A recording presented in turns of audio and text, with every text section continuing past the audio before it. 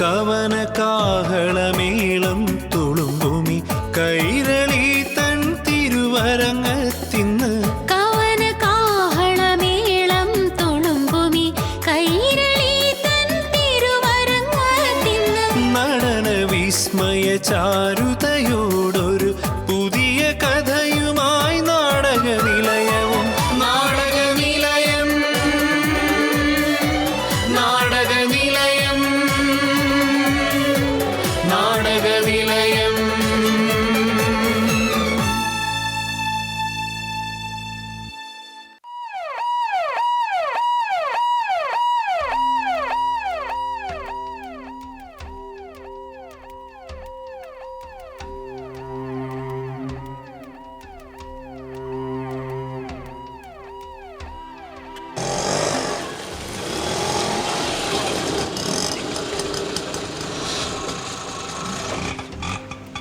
എങ്ങോട്ടാ? മെഡിക്കൽ കോളേജിലേക്കാ. അയ്യോ, അങ്ങോട്ടൊന്നും ഓട്ടം പോകില്ല മാഡം. ആ വഴി മുഴുവൻ പോലീസാ. ഞാൻ ഓട്ടം നിർത്തി തിരിച്ചു പോകുന്ന വഴിയാ. ആലങ്കോട്ടേക്ക് ഇണക്കി കയറ്റാന്ന് കരുതിയ കൈ കാണിച്ചപ്പോ വണ്ടി നിർത്തിയത്. ഇപ്പൊ 144 പ്രഖ്യാപിച്ചിരിക്കുക.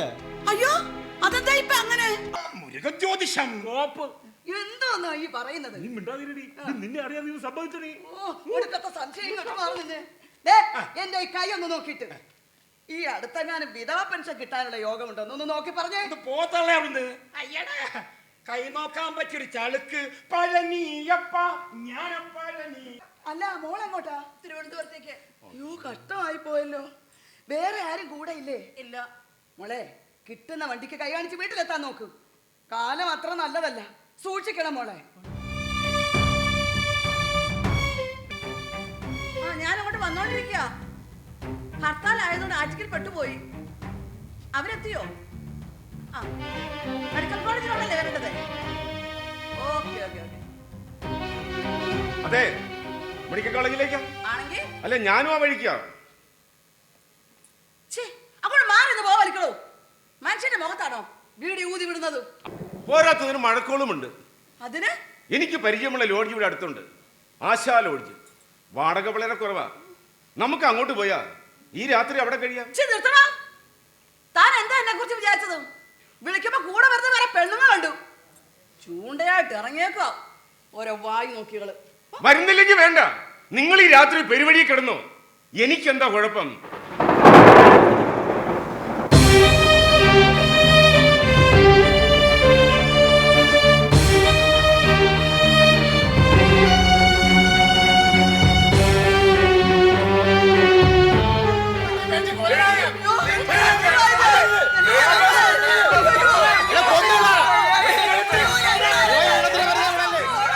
ഞാൻ അശോകൻ.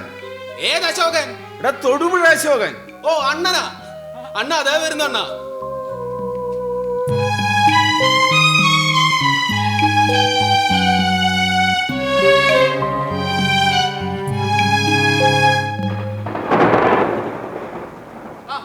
നിങ്ങളൊക്കെ വരുമ്പോ ഞാൻ എങ്ങനെ അണ്ണാ മടക്കി അയക്കുന്നത്? ഇവിടെ മണിയെ റൂമൊന്നും ഒഴിവില്ലേടാ. റൂം അണ്ണന് ബാക്കിണ്ട് കേട്ടാ. ഒരു ഡീലക്സ് മുറി ഉണ്ട്. 500 500. ഇതാരാ? ഭാര്യയാണോ? ഏത്? ഇത്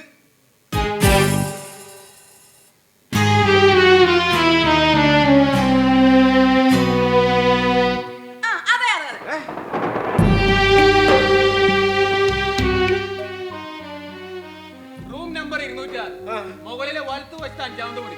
എന്തെങ്കിലും ആവശ്യമുണ്ടെങ്കിൽ ബെല്ലടിച്ചാ മതി.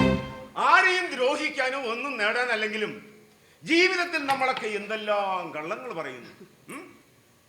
പുറത്ത് ഭയങ്കര മഴയാണെങ്കിലും ഉള്ളിൽ നല്ല ചൂടാ അല്ലേ? ഞാൻ ഈ ഫാൻ ഒന്ന് ഓൺ ചെയ്യാം.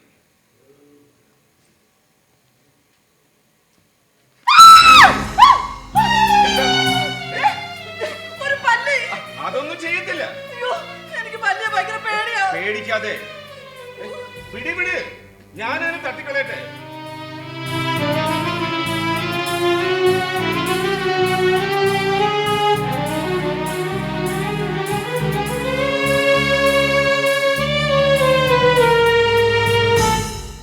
അതെന്താ സ്ഥിരമായിട്ടൊരു ജോലി കണ്ടെത്താൻ കഴിയാതെ പോയത്?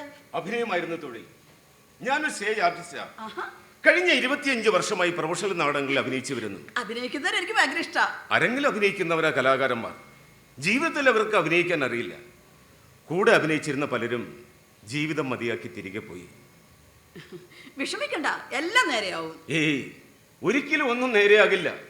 ഞങ്ങളെപ്പോലുള്ള കലാകാരന്മാർ സമൂഹത്തിന് അധികപ്പറ്റ. 50 വയസ്സ് കഴിഞ്ഞ ഞാൻ ഇനി എന്ത് തൊഴിൽ നേടണം? ജീവിതത്തിൻ്റെ ഏറിയ പങ്കും വേദികളിൽ ഉരുകി തീർത്തു.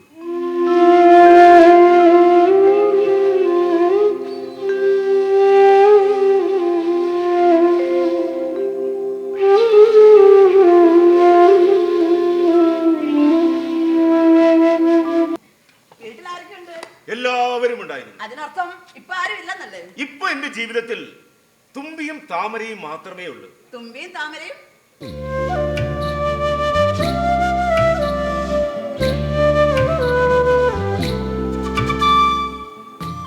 ഞാൻ ജന്മം നൽകി ജനിപ്പിക്കാത്ത എന്റെ പൊന്നുമോള തുമ്പി.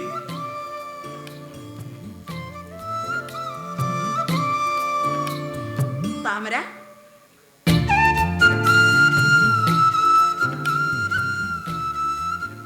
എനിക്ക് വെള്ളത്തിൽ വീണ് കിട്ടിയ, ഞാൻ മിന്നുകെട്ടാത്ത നാട്ടുകാരുടെ ചൊല്ലുള്ള ഒരു പാവം പെണ്ണ്.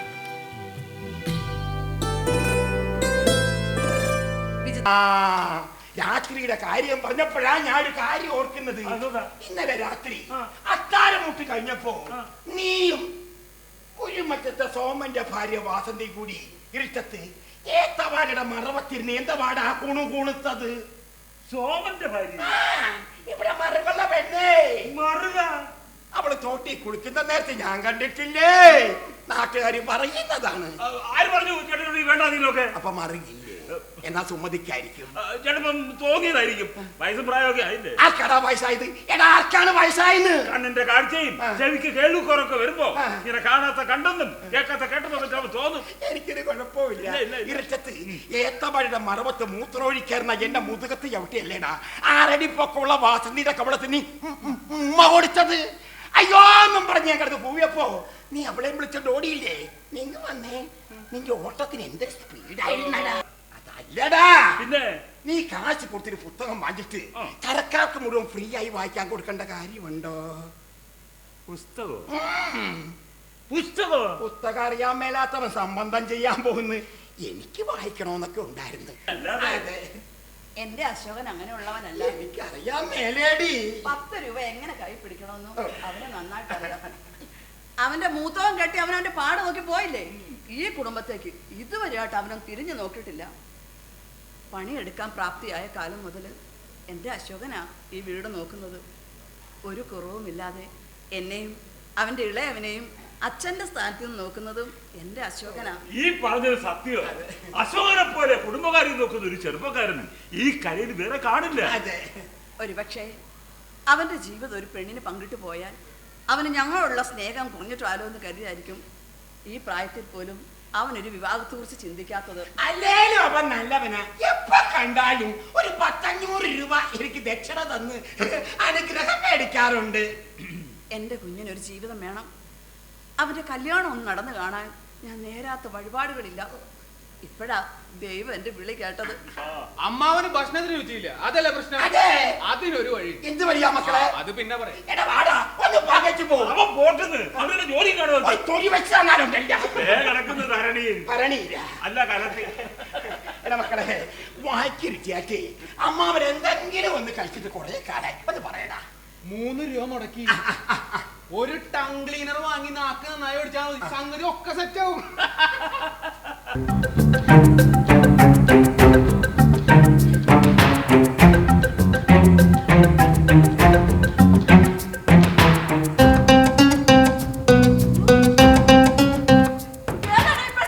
ആളാരാണെന്ന് അറിയില്ലമ്മേ. വരുന്ന വഴി പുഴയിൽ നിന്ന് കിട്ടിയതാ. പുഴയിൽ പിടിച്ചോണ്ട് വരാൻ ഇവിടെന്തുവാടാ? മത്സ്യകന്യകയോ? അച്യുതോ, എന്തോ കുരുക്കൊണ്ട് കേട്ടോ. അശോക, സത്യം പറയാൻ ഇവളേതാ? എനിക്കറിയില്ല. എന്റെ ആരുമല്ല, അമ്മയാണ് സത്യം. കല്യാണ ദിവസം രാവിലെ ഒരു പെണ്ണിനെ കൂട്ടിക്കൊണ്ട് വന്നിട്ട് ഇവിടെ നിന്റെ ആര് വന്നെന്ന് പറഞ്ഞാൽ ഞങ്ങൾ എന്താ വിശ്വസിക്കേണ്ടത്? കല്യാണം മുടങ്ങിയതിന്റെ കാരണം അന്വേഷിക്കുന്ന കരക്കാരോട് കല്യാണച്ചക്കൻ കടമ്പറയാറ്റിൽ മുങ്ങിച്ചത്തെന്ന് പറഞ്ഞോളാം ഞാൻ.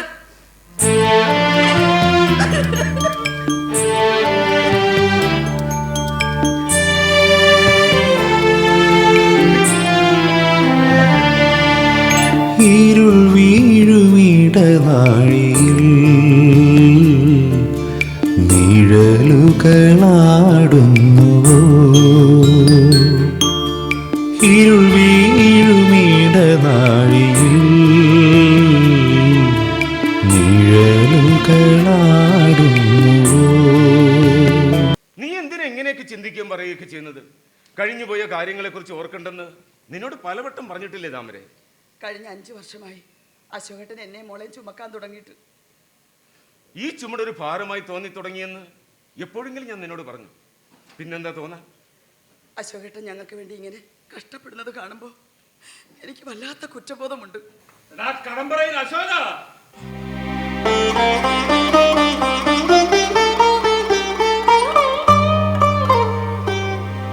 ആറ്റിങ്ങൽ ദേശാഭിമാനി തിയേറ്റേഴ്സിന്റെ പുതിയ നാടകം തമസ്സോമ ജ്യോതിർഗമയ. അരങ്ങിൽ കടമ്പറയിൽ അശോകൻ, കോടാലി പ്രഭാകരൻ, കബീർദാസ്, കാഞ്ഞിപ്പുഴ ശശി.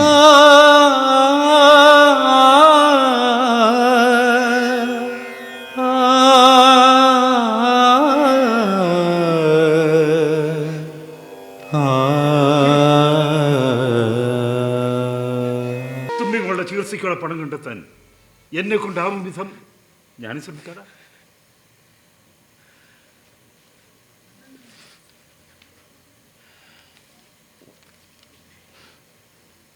തുമ്പി മോളെ കാണണമെന്നുണ്ട്. പക്ഷേ അവളെ കാണാനുള്ളൊരു മാനസികാവസ്ഥയിലല്ല ഞാനിപ്പോൾ. മോക്ക് ഇഷ്ടമുള്ളതെന്തെങ്കിലും നീ വാങ്ങിക്കൊടുക്കടാ.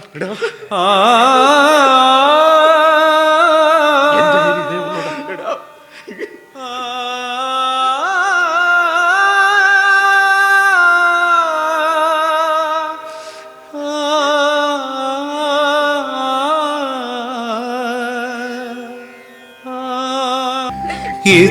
എത്രയായാലും പുത്രനല്ലേ, അമ്മയ്ക്കു കാണാനിമ്പമല്ലേ,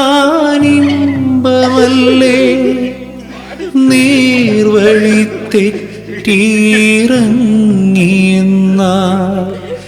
വീടേ വീടേ നാട് വീടേ. നിഴലിന്റെ മുറിവേറ്റ സ്വപ്നം ഇതളണിയാതെ കൊഴിക്കൂ, മകളുടെ നെഞ്ചുമുറിഞ്ഞ വെളിച്ചം. ഇനി എനിക്ക് പോകാമല്ലോ. പോയോ? പറ്റിച്ചേ. അയ്യോ ഇട്ടിച്ചൻ, മനസ്സ് നന്നായിരിക്കണം, എന്നാലേ അസുഖം വരാൻ. ഇട്ടിയപ്പച്ചന്റെ മനസ്സ് തീരെ കൊള്ളൂലല്ലേ നാത്തൂനെ? അതുകൊണ്ടല്ലേ കിഡ്നി 2 വടിച്ചു പോയത്. ഹോ, ഈ വീടിന്റെ മുറ്റം എങ്ങനെ കിടന്നിരുന്നതാ? ഇപ്പൊ അകത്തോട്ടൊന്ന് കേറണമെങ്കിലേ നാത്തൂനെ കാട് വെട്ടണം. നീ അവിടുന്ന് വരുന്നു തന്നെ ഇവിടെ ഒന്ന് വെളുപ്പിക്കാനല്ലേ? പോകുന്നതിന് മുൻപേ ഇവിടെ ഒന്ന് വെട്ടി വെളുപ്പിച്ചിട്ട് പോയാ മതി. അല്ല, ഞാനിപ്പോ വിരുന്നുകാരിയോ?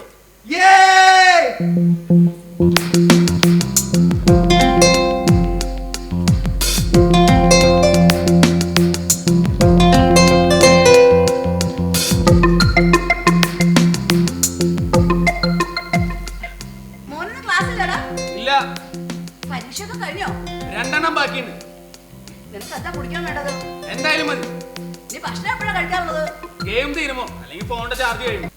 ഒന്നും നിന്നേ. എന്നാത്തിനാണ് നീ ഇന്ന് ബാങ്കിലേക്ക് പോയത്? എനിക്ക് കുറച്ച് പണം വേണമായിരുന്നു. ഞാനറിയാത്ത എന്നെ ആവശ്യം നിനക്ക് പണത്തിന്? അപ്പച്ചനെ ആശുപത്രി കൊണ്ടുപോകണം. ആ, വിളഞ്ഞ കതിരിന് വളമിടുന്ന വെറുതെയാ. നിന്റെ അപ്പന് കിട്ടി വാങ്ങിക്കുന്ന പണം എന്റെ ബിസിനസ്സിലേക്ക് ഇട്ടാൽ 3 ഇരട്ടിയായി തിരികെ കിട്ടും. എന്റെ മോള് ഇനിയും കള്ളം പറയാൻ പഠിച്ചില്ല അല്ലേ? അപ്പന്റെയും മോളുടെയും എടുക്കാനുള്ളതെല്ലാം എടുത്തോണ്ട് ഇന്ന് തന്നെ ഇവിടുന്ന് ഇറങ്ങിപ്പോയിക്കോളാൻ.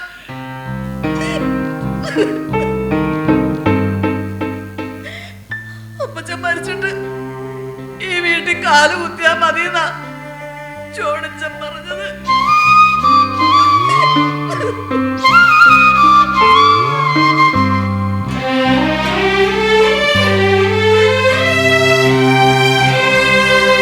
പല വഴി വന്നവർ വഴിയമ്പലങ്ങളിൽ ഒരുമിച്ചു ചേരുകയാണോ? തമ്മിൽ കഥ ചൊല്ലിപ്പിരിയുകയാണോ? ഒരു വെണ്ണിലാവിൻ നറുതിരിവെട്ടത്തിൽ വഴി കണ്ടുപോകുന്നു വീണ്ടും. നമ്മൾ വഴി കണ്ടുപോകുന്നു വീണ്ടും. ഇനി ഏതു സത്രത്തിലേക്കോ ഈ യാത്ര, ഇനി ഏതു സത്രത്തിലേക്കോ? ചുമടൊന്നിറക്കി ഇളവേൽക്കുവാനായി ഇനി ഏതു സത്രത്തിലേക്കോ? ഈ യാത്ര